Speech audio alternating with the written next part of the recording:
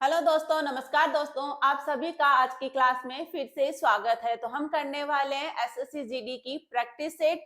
ये practice set है, हम एग्जाम तक चलाएंगे। इसको आप रोजाना देखिए, क्लास को पूरा देखिए लास्ट तक। अगर आपको क्लास पसंद आती है तो इसको लाइक भी कीजिए। तो आइए स्टार्ट करते हैं बिना देरी किए हुए आज का क्वेश्चन।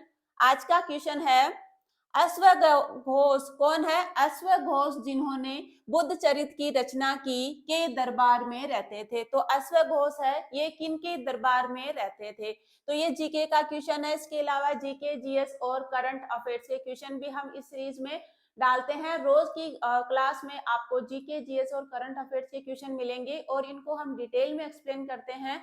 तो आप क्लास को लास्ट तक देखिए। तो बताइए इसका आंसर, जल्दी से बताइए, कमेंट करके बताइए क्या होगा इसका आंसर। अश्वघोष है जिन्होंने बुद्ध चरित की रचना की। किसकी रचना की? बुद्ध चरित की।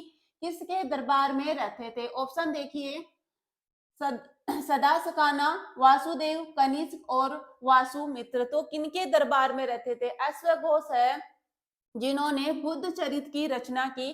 किनके दरबार में रहते थे? तो इसका आंसर क्या होगा?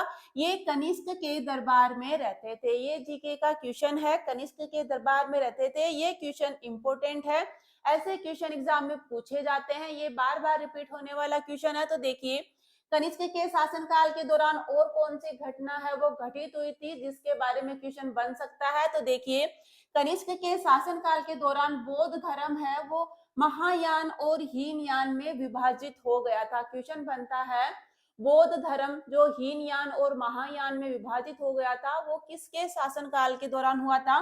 तो ये कनिष्क के शासनकाल के दौरान ये घटना घटी थी। ये इनके इंपोर्टेंट क्वेश्चन है जो बौद्ध धर्म से बनता है, कनिष्क से रिलेटेड। इसके अलावा देखिए, कनिष्क ने शक संवत की शुरुआत की। कौन सी? 78 ईस्वी में इन्होंने शक संवत की शुरुआत की, जिसको भारत सरकार है वो यूज में लेती है। कौन सा है? शक संवत है। और किसने इसकी शुरुआत की थी? कनिष्क ने शुरुआत की थी। कब? 78 ईस्वी में। ये भी इंपोर्टेंट क्वेश्चन है, एसएससी सीजीएल में पूछा गया क्वेश्चन है। तो कनिष्क से ये 2 पॉइंट इंपोर्टेंट हुए। इसके अलावा देखिए, कनिष्क के दरबार में कौन कौन से दरबारी रहते थे जिनसे क्वेश्चन बनता है? तो देखिए, कनिष्क के दरबार में चर्क है, सुश्रुत है, पार्श्व है, वसुमित्र है, अश्वघोष, नागार्जुन और मथारा। ये सब जो है कनिष्क के दरबारी थे। तो पूछा जाता है कि इनमें से कनिष्क के दरबार में कौन नहीं रहता था, या कनिष्क के दरबारी इनमें से कौन है? तो ये क्वेश्चन बना है। अश्वघोष जिन्होंने बुद्ध चरित की रचना की थी, किनके दरबारी थे? ये कनिष्क के दरबारी थे। इसके अलावा चरक से भी बनता है, सुश्रुत, पार्श्व, इनसे भी क्वेश्चन बन सकता है। तो ये सारे पॉइंट है जो कनिष्क से इंपोर्टेंट है, जो एग्जाम में पूछे जा सकते हैं। वो सारे पॉइंट आपके सामने हैं, इनको आप लिख लीजिए ताकि एग्जाम के टाइम में रिवाइज करने में आपको प्रॉब्लम ना हो। ऐसे ही क्वेश्चन एग्जाम में आते हैं। तो आगे के क्वेश्चन की ओर बढ़ते हैं। सेकेंड क्वेश्चन है, इसका आंसर बताइए। क्वेश्चन में क्या दे रखा है, इसका आंसर बताइए। निम्नलिखित में से किस शासक ने शुंग वंश की स्थापना की थी? तो किन्होंने की थी? देखिए, वज्रमित्र, अग्निमित्र, पुष्यमित्र और वसुमित्र। तो इनमें से किसने शुंग वंश की स्थापना की थी? तो जल्दी से आंसर कमेंट करके बताइए, इनमें से किस शासक ने शुंग वंश की स्थापना की? तो किन्होंने की थी? ये पुष्यमित्र शुंग ने। किन्होंने की थी? पुष्यमित्र शुंग ने। बृहद्रथ की हत्या करके, कौन था? ये मौर्य शासक बृहद्रथ था, जिसकी हत्या करके शुंग वंश की स्थापना की। कब की थी? 185 ईसा पूर्व में मौर्य शासक बृहद्रथ की हत्या करके शुंग वंश की स्थापना की थी, जिसकी राजधानी क्या थी? पाटलिपुत्र इसकी राजधानी थी। इसके अलावा देखिए, शुंग वंश का अंतिम शासक कौन था? ये देवभूति था। ये भी इंपॉर्टेंट है। अंतिम जो है शुंग शासक कौन था? ये था देवभूति। तो ये इससे इंपॉर्टेंट क्वेश्चन हुए। पुष्यमित्र शुंग ने किसकी स्थापना की है? शुंग वंश की स्थापना की है, बृहद्रथ की हत्या करके, जो मौर्य शासक था। नेक्स्ट क्वेश्चन की ओर बढ़ते हैं। इसका आंसर बताइए। करंट अफेयर का क्वेश्चन है, जल्दी से आंसर कमेंट करके बताइए। निम्नलिखित में से कौन दिल्ली भारत का उपराज्यपाल है? तो दिल्ली का उपराज्यपाल कौन है? तो जल्दी से आंसर कमेंट करके बताइए, दिल्ली के उपराज्यपाल कौन है और दिल्ली में मुख्यमंत्री कौन है? जल्दी से बताइए, कौन सी पार्टी यहाँ पे कार्यरत है? ऑप्शन देखिए, अनिल बेजल, मनोज सिन्हा, अरविंद केजरीवाल और विनय कुमार सक्सेना। तो इनमें से कौन है जो दिल्ली के उपराज्यपाल है? तो इसका आंसर क्या होगा? ये है विनय कुमार सक्सेना। कौन है? विनय कुमार सक्सेना है, वो दिल्ली के क्या है, वर्तमान उपराज्यपाल है। और यहाँ के मुख्यमंत्री कौन है? अरविंद केजरीवाल जी है, जो यहाँ के मुख्यमंत्री है। और इसकी स्थापना कब हुई थी दिल्ली की? 1 नवंबर 1956 ईस्वी को केंद्र शासित प्रदेश के रूप में दिल्ली की स्थापना की गई थी। इसके बाद में 1 फरवरी 1992 ईस्वी में इसको राष्ट्रीय राजधानी क्षेत्र घोषित कर दिया गया। क्या कर दिया गया? एनसीआर में इसको परिवर्तित कर दिया। कब? 1 फरवरी 1992 से इसको राष्ट्रीय राजधानी क्षेत्र के रूप में इसको जाने जाना लगा। स्थापना कब हुई थी इसकी? 1 नवंबर 1956 ईस्वी में किसके रूप में? केंद्र शासित प्रदेश के रूप में इसकी स्थापना की गई थी। फिर इसको 1 फरवरी 1992 से राष्ट्रीय राजधानी क्षेत्र घोषित कर दिया गया। के बाद में देखिए, यहाँ पे लोकसभा सीट कितनी है? दिल्ली की लोकसभा सीट कितनी है? 7 है। राज्यसभा सीट कितनी है? 3 है। विधानसभा सीट यहाँ की 70 है। और पार्टी कौन सी कार्यरत है? तो यहाँ पे आम आदमी पार्टी से कौन मुख्यमंत्री है? मुख्यमंत्री है अरविंद केजरीवाल जी। तो कौन सी पार्टी कार्यरत है दिल्ली में? ये है आम आदमी पार्टी यहाँ पे कार्यरत है। ये भी एग्जाम में क्वेश्चन बनता है कि कौन से राज्य में कौन सी पार्टी कार्यरत है या किस पार्टी से यहाँ पर मुख्यमंत्री है। तो ये दिल्ली से इंपॉर्टेंट पॉइंट हुए। इसके अलावा बढ़ते हैं अगले क्वेश्चन में। इसका आंसर बताइए। क्वेश्चन में क्या दे रखा है? क्वेश्चन में दे रखा है, निम्नलिखित में से कौन सा त्योहार असम में देवी कामाख्या के मासिक धर्म की अवधि को चिन्हित करता है?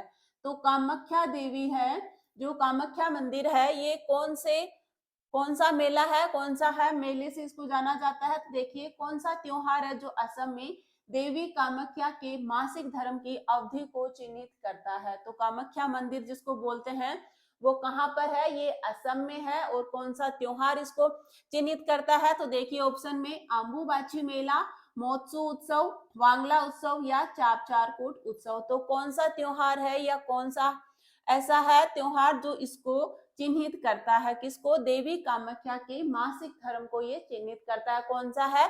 ये है असम का अम्बुबाची मेला। ये कहाँ पर लगता है? असम के गुवाहाटी में लगता है, कामाख्या मंदिर में। और ये प्रतिवर्ष जून के महीने में ये मेला लगता है। कब लगता है? जून के महीने में। कहाँ? असम के गुवाहाटी में स्थित कामाख्या मंदिर में ये उत्सव मनाया जाता है। और देखिए, इसके अलावा देखिए, जो महोत्सव है, महोत्सव है, ये कहाँ का है? नागालैंड का है। वांगला आपको अभी पिछली क्लास में करवाया था, ये मेघालय का उत्सव है। चापचारकूट है, ये मिजोरम का है। ये इंपोर्टेंट है, ये क्वेश्चन एग्जाम में बनते हैं। तो ये सारे इस क्लास से इंपोर्टेंट पॉइंट हुए, कुछ भी पॉइंट छूटा नहीं है। आपको सारा डिटेल में बताया है, तो ऐसे ही लास्ट तक आप बने रहिए, ऐसे ही डिटेल में आपको एक्सप्लेन किया जाएगा। तो देखिए नेक्स्ट क्वेश्चन को, इसका आंसर बताइए। क्वेश्चन में क्या दे रखा है? इसका आंसर आपको पता होगा, जल्दी से कमेंट करके बताइए। इसका आंसर क्या होगा? क्वेश्चन में दे रखा है, आधुनिक आवर्त सारणी में कितने तत्व है? तो आधुनिक आवर्त सारणी में कितने तत्व है? ऑप्शन आपके सामने है, जल्दी से आंसर कमेंट करके बताइए। आधुनिक आवर्त सारणी में कितने तत्व है? तो इसका आंसर क्या होगा? ये है 118 तत्व। कितने हैं? 118 तत्व है। और देखिए, आधुनिक आवर्त सारणी में 18 वर्ग है और 7 आवर्त है। कितने हैं वर्ग? 18 वर्ग है और 7 आवर्त है। इनसे भी क्वेश्चन बनता है, इनकी संख्या चेंज कर देते हैं ऑप्शन में, यही जो होगा उस पे आपको टिक करना है। तो 18 वर्ग है और 7 आवर्त है और इसमें 118 तत्व है। कितने हैं? 118 तत्व है। ये संख्या आपको एग्जैक्ट याद रखनी है। 18 वर्ग है, 7 आवर्त है और 118 इसमें टोटल तत्व है। और आधुनिक आवर्त सारणी का आविष्कार किन्होंने किया था? तो ये किया था हेनरी मोजले ने। कब किया था? 1913 में। आधुनिक आवर्त सारणी का आविष्कार या खोज किसने की थी? ये की थी हेनरी मोजले ने। कब? 1913 में। तो ये आवर्त सारणी से जो क्वेश्चन एग्जाम में बार बार रिपीट होते हैं वो आपके सामने है। कितने वर्ग है? 18 है, 7 आवर्त है और 118 तत्व है। और खोज किसने की थी? ये की थी हेनरी मोजले ने 1913 में। नेक्स्ट क्वेश्चन की ओर बढ़ते हैं, इसका आंसर बताइए। क्वेश्चन में क्या दे रखा है, जल्दी से आंसर बताइए। क्वेश्चन में दे रखा है चांगलो आदिवासी नृत्य कहाँ की चांग जनजाति द्वारा किया जाता है? तो चांगलो आदिवासी नृत्य है वह कौन से राज्य की जनजाति द्वारा किया जाता है? ऑप्शन में दे रखा है मध्य प्रदेश, छत्तीसगढ़, नागालैंड और गोवा। तो कहाँ की जनजाति द्वारा किया जाता है? तो इसका आंसर क्या होगा? ये किया जाता है नागालैंड की जनजाति के द्वारा चांगलो आदिवासी नृत्य किया जाता है। इसके अलावा देखिए नागालैंड के लोक नृत्य, नागालैंड के प्रमुख लोक नृत्य देख लीजिए, ये सारे इंपोर्टेंट है। इन्हीं में से आपको आपके शिफ्ट में देखने को मिल सकता है। जितने भी एसएससी जीडी के एग्जाम होने वाले, जितने भी प्रैक्टिस सेट तो हम लगाएंगे, उसमें सारे राज्यों से संबंधित है वो लोक नृत्य आपके सामने हम लाते रहेंगे। तो क्लासों से जुड़िए, इन सीरीज से आप जुड़िए, एग्जाम तक आपके सारे लोक नृत्य, उत्सव, मेले सब आपको याद होने वाले हैं। तो देखिए कौन कौन से नागालैंड के लोक नृत्य, जेलियांग नृत्य है, चांगलो या चोकरी नृत्य है, सैक्रेनी क्या है, सैक्रेनी नृत्य है, एओलिंग नृत्य है, युद्ध नृत्य है, तुलोनी मोडसे है, तुलोनी नृत्य है, मोडसे नृत्य है, तितली नृत्य है और कुकी नृत्य है। इंपोर्टेंट है, कुकी नृत्य है, चांगलो आदिवासी नृत्य है, ये नागालैंड का है। ये सारे इंपोर्टेंट है, इनको आप लिख लीजिए या एक बार फिर से देख लीजिए। आप भी साथ साथ में राइट डाउन करते जाइए या इनको लिख लीजिए ताकि आपके एग्जाम में इनको रिवाइज करने में आपको प्रॉब्लम ना हो। तो पहला है जेलियांग नृत्य, चांगलो या चोकरी नृत्य, सैक्रेनी नृत्य, एओलिंग नृत्य, युद्ध नृत्य, तुलोनी नृत्य, मोरसे नृत्य, तितली नृत्य और कुकी नृत्य। ये सारे कहाँ के हैं? नागालैंड के नृत्य है। देखिए ऐसे ही क्वेश्चन पूछते हैं, ये एसएससी जीडी 2022 का क्वेश्चन है। बढ़ते हैं आगे के क्वेश्चन की ओर, इसका आंसर बताइए। क्वेश्चन में क्या दे रखा है, फरवरी किस वर्ष में महात्मा गांधी ने असहयोग आंदोलन को वापस लेने का फैसला लिया? तो असहयोग आंदोलन को महात्मा गांधी जी ने वापस कब लिया था? तो इसको वापस लेने का फैसला कब लिया था? ऑप्शन आपके सामने है, जल्दी से आंसर कमेंट करके बताइए। असहयोग आंदोलन को महात्मा गांधी ने वापस लेने का फैसला कब लिया? तो इसका आंसर क्या होगा? ये लिया था 1922 में। कब लिया था? 1922 में इन्होंने असहयोग आंदोलन को वापस लेने का फैसला लिया। असहयोग आंदोलन की शुरुआत कब की थी ये भी देख लीजिए। सितंबर 1920 में कलकत्ता में, कहां पे? कलकत्ता में कांग्रेस के विशेष अधिवेशन में पार्टी ने असहयोग कार्यक्रम की नींव रखी। कब रखी थी? 1920 में रखी थी। और इसको वापस कब लिया था और क्यों लिया था? देखिए 1922 में जो चोरा चोरी की घटना हुई थी, जहां पर लोगों ने पुलिस के साथ क्या किया था, पुलिस के साथ इन्होंने लड़ाई की थी या भिड़ गए थे और वहां पे एक पुलिस स्टेशन में इन्होंने आग लगा दी थी। इस घटना से गांधी जी दुखी होके इन्होंने असहयोग आंदोलन को वापस ले लिया था। कब लिया था? 1922 में इन्होंने चोरा चोरी की घटना के बाद में असहयोग आंदोलन को वापस ले लिया था। और इसकी शुरुआत कब की थी? 1920 में इन्होंने कलकत्ता के कांग्रेस के विशेष अधिवेशन में इसकी शुरुआत की थी। नेक्स्ट क्वेश्चन की ओर बढ़ते हैं, इसका आंसर बताइए।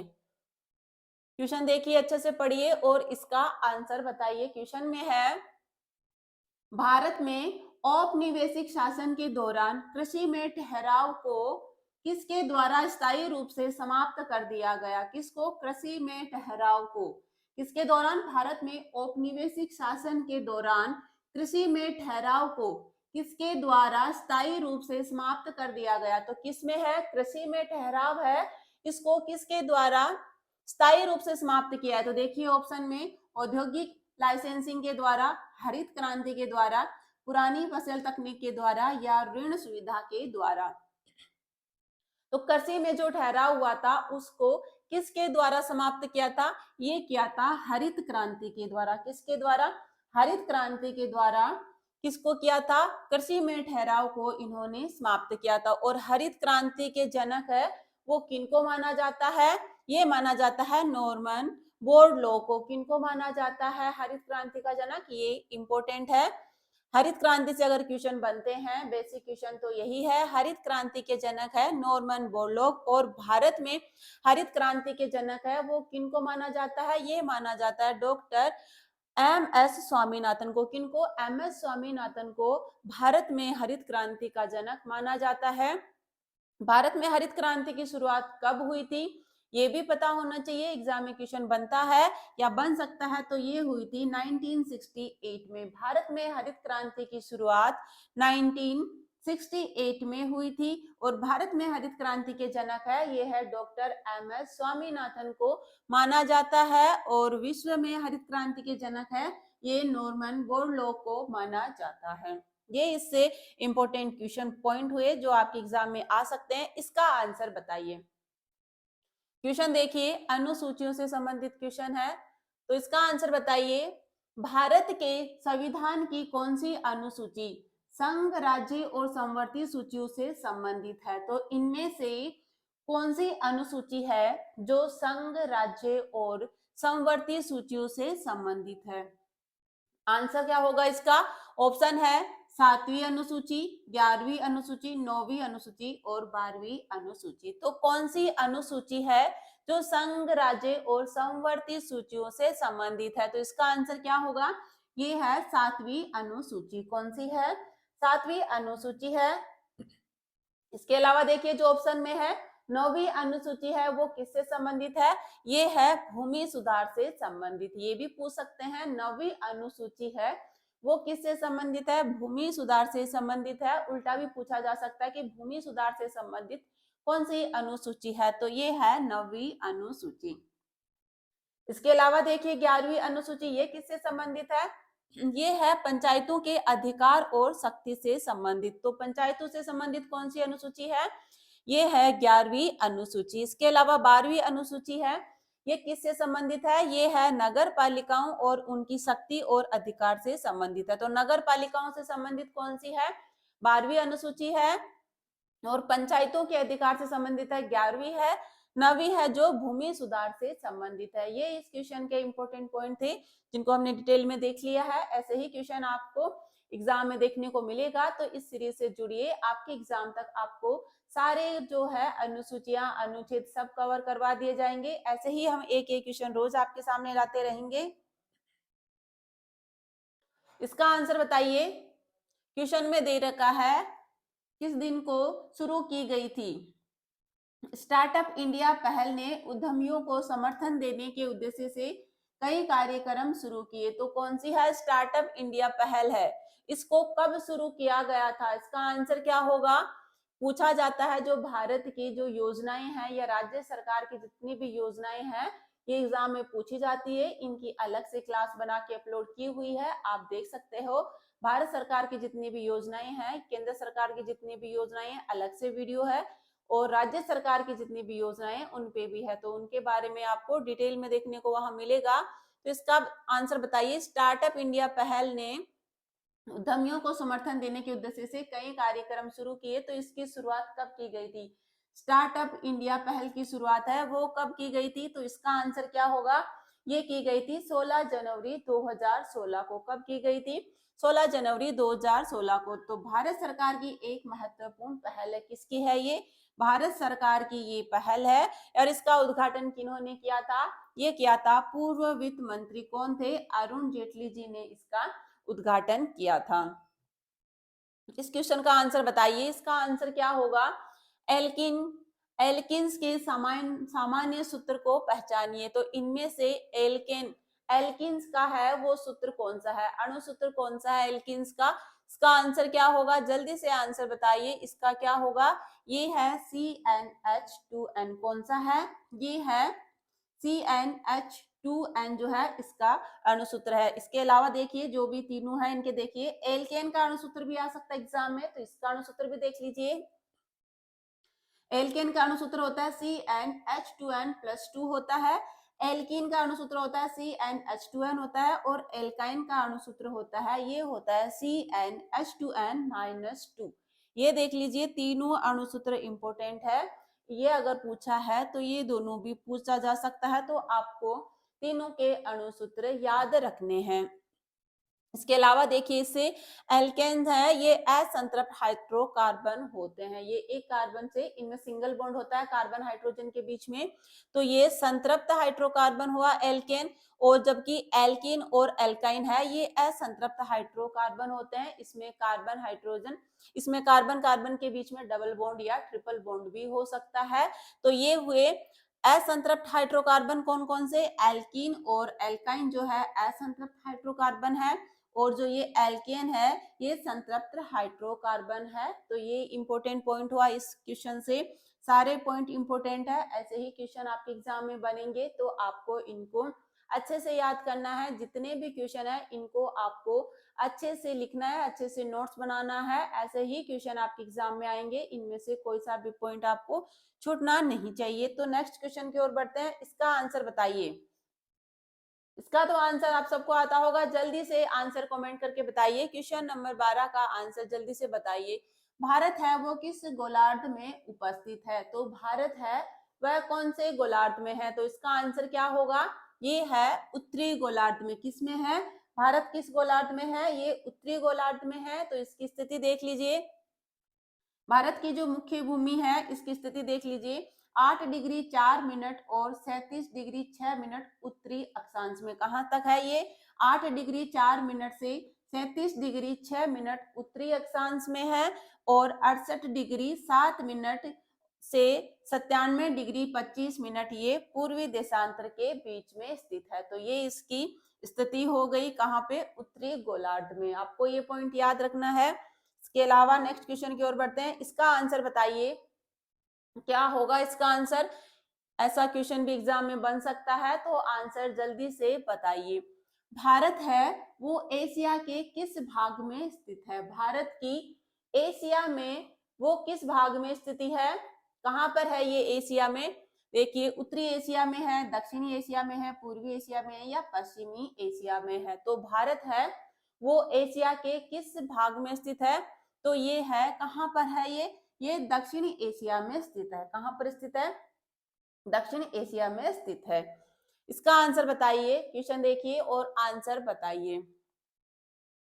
क्वेश्चन में क्या देख रखा है, देखिए, निम्नलिखित में से किस त्योहार में 14 देवताओं की पूजा की जाती है और ये जुलाई के महीने में मनाया जाता है? तो कौन सा त्योहार है ऐसा जिसमें 14 देवताओं की पूजा की जाती है और जुलाई के महीने में मनाया जाता है? तो इसका आंसर क्या होगा, देखिए ऑप्शन देखिए, खर्ची पूजा, बोनालू उत्सव, लोसर उत्सव और त्रिपुरेश्वर। तो कौन सा ऐसा त्योहार है जिसमें 14 देवताओं की पूजा की जाती है और ये जुलाई के महीने में मनाया जाता है? तो इसका आंसर क्या होगा, ये है खर्ची पूजा। कौन सा है? खर्ची पूजा ऐसा है।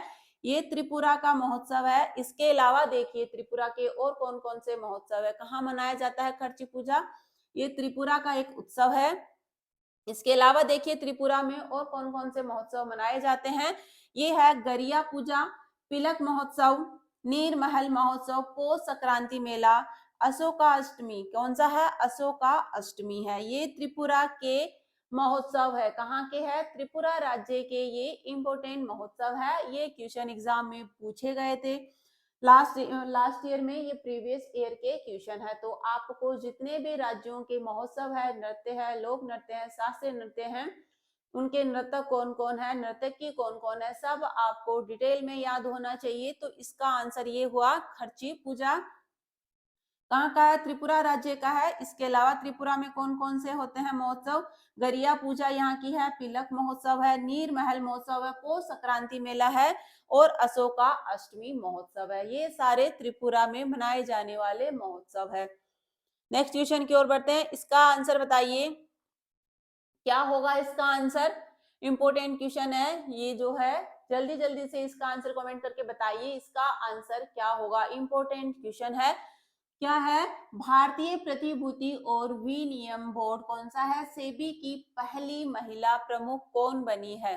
तो सेबी की महिला प्रमुख कौन है वर्तमान में? तो आंसर क्या होगा? जल्दी से आंसर कमेंट करके बताइए। ऑप्शन आपके सामने है। सेबी की प्रमुख कौन है? कौन है? ये प्रथम महिला बनी है। तो ये क्वेश्चन इंपोर्टेंट है। तो क्या होगा इसका आंसर? सेबी की पहली महिला प्रमुख कौन बनी है? तो ये है माधवी पुरी बुच। कौन है? माधवी पुरी बुच है सेबी की फुल फॉर्म भी एग्जाम में कई बार पूछी जाती है, तो इसका आंसर क्या होगा? ये है securities and exchange board of India. क्या है सेबी की full form? Securities and exchange board of India. और सेबी का मुख्यालय कहाँ है? ये मुंबई में है। कहाँ पर है सेबी का मुख्यालय? मुंबई में है। और ये कैसा निकाय है? ये एक वैधानिक नियामक संस्था है। कैसी है? एक वैधानिक नियामक संस्था है। ये भी एग्जाम में पूछा जा सकता है कि ये कैसी संस्था है, तो ये वैधानिक नियामक संस्था है।